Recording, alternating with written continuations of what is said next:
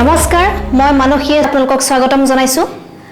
আমি আজিৰে পৰা আপোনালোকৰ মাজলৈ এনে এটি অনুষ্ঠান লৈ আহিছো যিটো অনুষ্ঠানত দুগৰাকী পতিপত্নীক আমি আমাৰ মাজলৈ আমন্ত্ৰণ কৰি আনি তেওঁলোকৰ সৈতে কিছু কথা পাতিম অনুষ্ঠানটিৰ প্ৰথম খণ্ডৰ প্ৰথম যি দুগৰাকী অতিথিক আজি আমি আমাৰ মাজলৈ আমন্ত্ৰণ কৰি আনিছো তেওঁলোক দুগৰাকী হৈছে সঞ্জীৱ বুঢ়াগোহাঁই আৰু সীমা বৰুৱা সঞ্জীৱ বুঢ়াগোহাঁই এগৰাকী অভিনেতা হোৱাৰ লগতে তেখেতে বৰ্তমান জাগিৰোড কলেজৰ স্নাতক শাখাৰ অভিনয় পাঠ্যক্ৰমত শিক্ষা প্ৰদান কৰি আছে সীমা বৰুৱা অভিনেত্ৰী নৃত্যশিল্পী সীমা বৰুৱা বৰ্তমান বেহাৰবাৰী আউটপোষ্টৰ তৰামাই বাইদেউ ৰূপে সকলোৰে মাজত পৰিচিত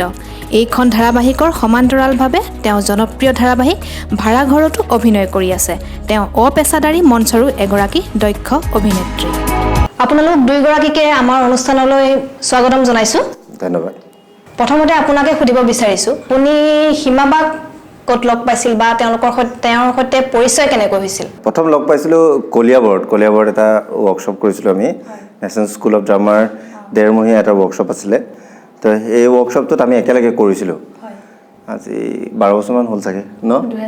2008 চিনাকি হোৱাৰ পিছত আপোনালোকৰ মাজত নিশ্চয় মানে প্ৰেমৰ সম্পৰ্ক হৈছিল তাৰ পিছত প্ৰেমৰ সম্পৰ্কটো বিবাহলৈ প্ৰথমতে সদায় লৰাজনৰ চেঞ্জ হয়তো ছোৱালীতকে প্ৰথমে মোৰ চেঞ্জ হ'ল ফোন নম্বৰটো আগতে এয়াৰসেল আছিলে তাৰপিছত ৰিলায়েন্স হ'ল কাৰণ তাই ৰিলায়েন্স আছিলে তেতিয়া এটো কাৰণে মানে ফোন নম্বৰে খলাই দিবলগীয়া হ'ল আৰু সদায় এটো এটা ধৰাবন্ধা কথা যে পুৰুষৰে চেঞ্জ হয় ছোৱালীৰ ইমান চেঞ্জ নাই হয় নেকি আৰম্ভণিটোৱে মোৰ পৰা আৰম্ভণিটো ফোন নম্বৰটোহে অকল পুৰুষজনৰ চেঞ্জ হয় বাকী লাইফত একো চেঞ্জ নহয় কিন্তু মহিলা গৰাকীৰ আকৌ গোটেই জীৱনটোৱে সলনি হৈ যায় ফোন নম্বৰটো কিন্তু একে থাকে আকৌ আমি মনে মনে নিশ্চুপ হৈ থাকিব লগা হয় এয়াই প্ৰমাণ আৰু বেলেগকে প্ৰমাণ দিবলগীয়া নাই জানিব বিচাৰিছো আপোনালোকৰ বিয়া কেতিয়া হৈছিল 2015 চনত বিয়া বুলি ক'লে এনেকুৱা হয় যে প্ৰত্যেকখন বিয়াতে মানে কিছুমান ঘটনা ঘটে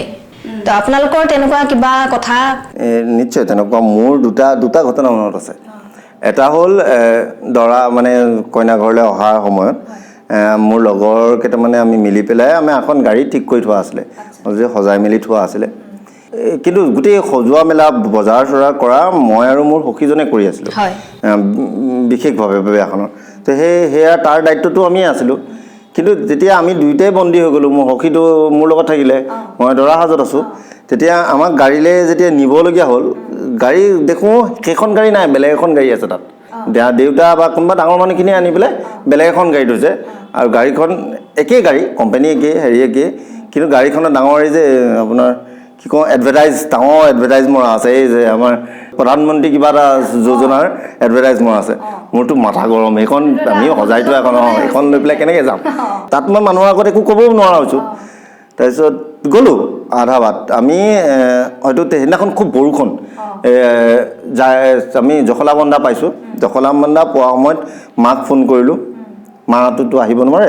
দেউতাক বুজালোঁ এইখন গাড়ী লৈ কেনেকৈ কইনা ঘৰলৈ যাম তাৰপিছত আমি সেই জখলাবন্ধাত গাড়ী চেঞ্জ হৈ গৈছে আমাৰ দৰা মানে সেই কথাটো কেনেকৈ মানে গাড়ীখন কেনেকৈ সলনি হৈ গ'ল কোনো মানে নাভাবিলে সেই সময়ত কোনখন গাড়ীত যাব দেউতাহঁতে ডাঙৰ মানুহখিনিয়ে ভাবিলে এখন গাড়ীতে যাব তেওঁলোকেতো গাড়ীত কি লগাই আছে কি নাই সেইবোৰ ভাবি থকা নাই গাড়ী আৰু কিন্তু দৰাৰ কাৰণে স্পেচিয়েল গাড়ী থকা আছে সেইটো ভবাই নাছিলে মানে বেলেগ কামত ব্যস্ত থাকোঁতে বিয়াৰ সেই বস্তুটো থাকি আৰু মুখৰ আগত আহি এখন গাড়ী আমি এতিয়া বেলেগলৈতো চিঞৰ বাখৰ কৰিব নোৱাৰা হ'লো তাতে উঠিব লগা হ'ল হয় কাৰণ বিয়াৰ দৰা গাড়ীখনৰ এটা বিশেষ আকৰ্ষণ থাকে মানুহৰ সেইখনত কোন উঠিছিলে তেনেহ'লে ফুল লগা গাড়ীখনত হেৰি আমাৰ বাহেত কাজিৰঙা বাহেত গৈ আছিলে আপুনি এই কথাটো আগতে গম নাপায় ন আজি গম পাইছে আমি জখলাবন্ধাত গাড়ী চেঞ্জ কৰিছোঁ দৰাই আৰু আপোনাৰ তেনেকুৱা কিবা আমাৰ বিয়াখনলৈ মানে জুবিন গাৰ্গ আহিছিলে আমি গম নাপাওঁ কিন্তু কোৱা নাছিলে যাম বুলি আমি মাতিছিলোঁ বাৰু কোনো কাৰণে কোৱা নাই আনকি গৰিমাবাহঁতেও গম নাপায় মানে তেওঁ যে আহিব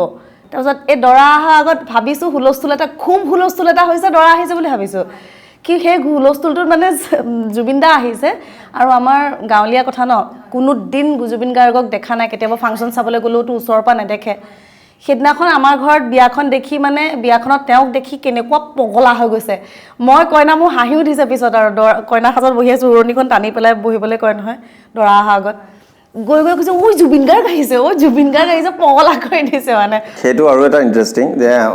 আমাৰ ঘৰৰ পৰা দৰাৰ লগত কেমেৰা ভিডিঅ'গ্ৰাফী মানুহ আহিছে তেওঁলোকে আহিছে আমাৰ তুলি আছে যেতিয়া জুবিন গাৰ্গ আহিলে জুবিন গাৰ্গ অহাৰ পিছত মই নাই কিন্তু ভিডিঅ'ত আমাৰ বেছিকে গোটেই কি খাইছে কি নাই কৰা কাৰ লগত কথা পাতিছে চব ফুটেজ আছে কিন্তু দৰাৰ হোমৰ গুৰিত সেইডোখৰত আমাৰজনৰ নাই কিন্তু ফুটেজ মোৰ আৰু এটা মনত থাকিব আৰু সদায় মানে বিয়াখন আমাৰতো চকলং সোনকালে শেষ হৈ যায় 12:30 বজাত আমাৰ শেষ হৈ গ'ল মোৰ বিয়াখন চাবলৈ আকৌ চকলং হ'ব বুলি মানে আমাৰ দূৰৰ মানুহো আছিলে সাধাৰণতে আজিকালি বিয়াবোৰত নাথাকে নহয় দৰাটো চাবলৈও নাথাকে খাই মেলি পেলাই গুচি যায় আমাৰ বিয়াখনত মানে একদম ফুল পেকড আৰু একদম হেৰি মানে ফাংচন চাবলৈ অহা নিচিনা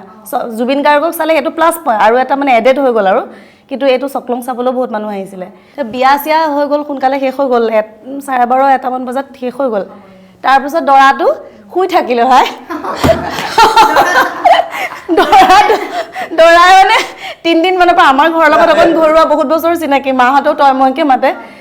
উঠি পেলাই কিবা খাবি নেকি মায়ে সুধিলে বিয়াখন হোৱাৰ পিছত মায়ে ক'লে এই কৈছে কি হেৰি মই বিৰাট ভোক লাগিছে মই ভাত খাম ভালকৈ 3 দিনমান ভাতেই খোৱা নাই মায়ে ক'লে বইল ভাত বনাই দিওঁ একদম বইল দাইল ভাত বনাই দিছে সখীটোও খোৱা নাই সখীয়ে একদম পেট ভৰাই পুৰা ভাত মাৰি ল'লে লৈ পেলাই শুই থাকিলে চবটো গুচি গ'ল দৰা কইনা বোলে পুৱা হ'লেহে যাব পাৰে পোহৰ হ'লে 6টা বাজিলে ঘৰতে জানানে মই উঠাইছোঁ ঐ উঠা ব'লা যাওঁ মানুহ গ'ল কইনাই উঠাইছোঁ দৰাক ব'লা যাওঁ কৈছোঁ সাধাৰণতে বিয়াত এনেকুৱা হয় যে কইনাগৰাকীক ঠেলি ঠেলি পঠিয়াব লগা হয় কইনাগৰাকী নাযায় নাই মানে তেতিয়া এটা কথা হৈছিলে তেতিয়া আমি সেইটো সময়ত মিছন চাইনা শ্বুটিং কৰি আছিলোঁ মই মিছন চাইনাৰ এছিষ্টেণ্ট ডাইৰেক্টৰ আছিলোঁ বিয়াৰ কাৰণে এসপ্তাহ নে কিমান দিন শ্বুটিং বন্ধ হৈছে তো মই আহিছোঁ আহি সখী আৰু মই আমি দুজনেই মানে গোটেই বিয়াৰ এৰেঞ্জমেণ্ট চব কৰিছোঁ মানে আমি ঘূৰিয়ে ফুৰোঁ বজাৰ চজাৰ কৰা পেলাই পূৰা ভাগৰুৱা আৰু ধৈৰ্য নাই আৰু মানে সেইটো সময়ত বিয়াখন মানে শেষ হ'ল যে তাৰপিছত মানে ৰিলেক্স আৰু এতিয়া শুব পাৰোঁ আৰু গৈ পেলাই বোলে বজাৰ কৰিব লাগিব যিখিনি শুই লওঁ আৰু আকৌ তাৰ পিছদিনাখন আমাৰ ঘৰত ৰিচিপশ্যন আছে তো মই আগদিনা আজি শুই ল'লেহে মই কাইলৈ বজাৰ চজাৰ কৰি পিছদিনাখনলৈ কৰিম গতিকে আপোনালোকে দেখি আছে শুনি আছে মানে কেনেকুৱা আমোদজনক ঘটনা বিয়াত ঘটে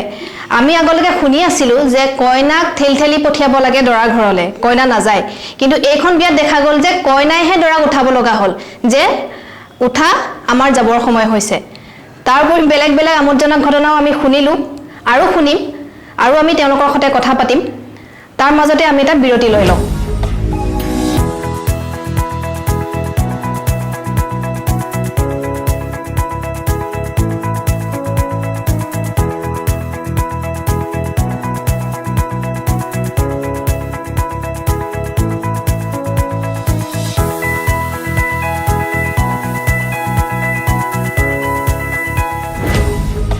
বিৰতিৰ পিছত পুনৰ আহিছোঁ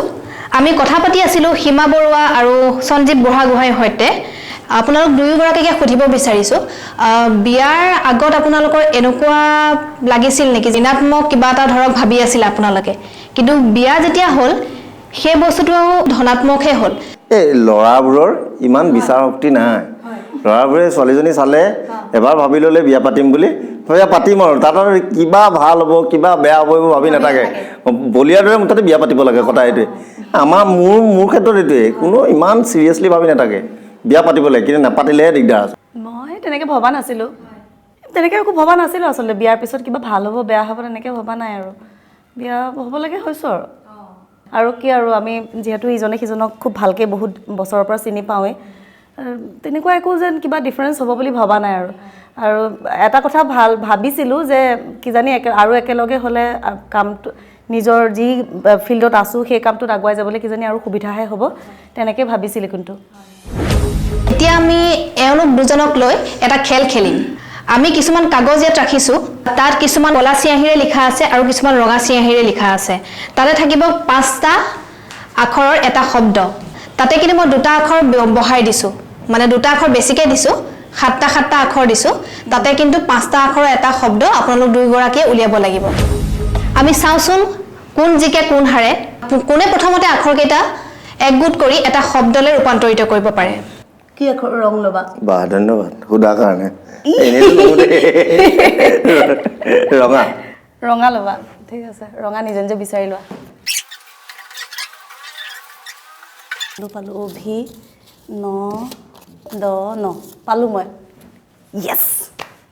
মই পালো অভিনন্দন চাওক দে মোৰ কেমেৰাটো ক'ত আছে অ ভি 9 লৈকে দেখুৱাইছো আৰু এইটো 10 9 পালো দেই মই অভিনন্দন এফালে বিচাৰি নাপালে পাৰিবনে আপুনি মই সহায় কৰি দিওঁ নেকি এই সুবৰ্ণ